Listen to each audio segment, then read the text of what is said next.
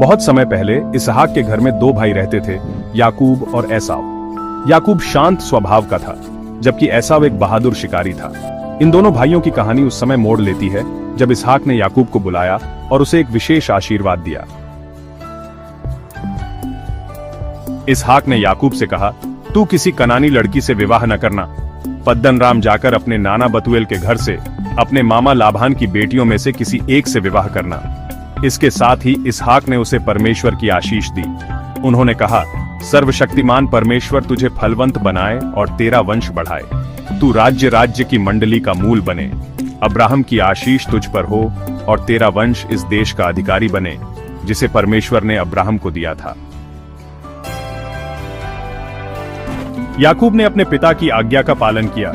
उसने अपनी यात्रा शुरू की और पद्दनराम की ओर निकल पड़ा।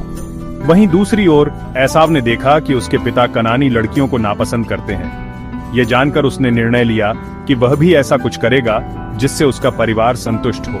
एसाव अपने दादा अब्राहम के पुत्र इश्माएल के पास गया और उसकी बेटी मोहल्लत से विवाह कर लिया। इधर याकूब अपनी यात्रा पर था। चलते चलते वह थक गया और सूर्यास्त के समय एक जगह रुक गया। वहां उसने एक पत्थर लिया, उसे तकिए की तरह सिर के नीचे रखा और सो गया। उस रात याकूब ने एक अद्भुत स्वप्न देखा। उसने देखा कि एक सीढ़ी पृथ्वी से स्वर्ग तक जा रही है। परमेश्वर के दूत उस सीढ़ी पर चढ़ उतर रहे थे। सीढ़ी के ऊपर यहोवा खड़े थे। उन्होंने याकूब से कहा, मैं तेरे दादा अब्राहम और तेरे पिता इसहाक का परमेश्वर हूं। जिस भूमि पर तू लेटा है, मैं उसे तुझे और तेरे वंश को दूंगा। तेरा वंश भूमि की धूल के कणों के समान अनगिनत होगा। तू चारों दिशाओं में फैलेगा और तेरे वंश के द्वारा पृथ्वी के सारे कुल आशीष पाएंगे। मैं तेरे साथ रहूंगा। जहां तू जाएगा, तेरी रक्षा करूंगा और तुझे इस भूमि में वापस ले आऊंगा। मैं अपना वचन पूरा किए बिना तुझे नहीं छोड़ूंगा। याकूब जाग उठा। वह हैरान और डरा हुआ था। उसने कहा, निश्चित रूप से यह स्थान परमेश्वर का घर है। यह स्वर्ग का फाटक है। सुबह उठकर उसने उस पत्थर को खड़ा किया जिस पर उसने सिर रखा था और उस पर तेल डाल दिया। उसने उस स्थान का नाम बेतेल रखा, जिसका अर्थ है परमेश्वर का घर। याकूब ने वहां एक मन्नत मानी। उसने कहा, यदि परमेश्वर इस यात्रा में मेरी रक्षा करेगा, मुझे भोजन और कपड़ा देगा और मुझे कुशलता से मेरे पिता के घर लौटाएगा, तो यहोवा मेरा परमेश्वर ठहरेगा।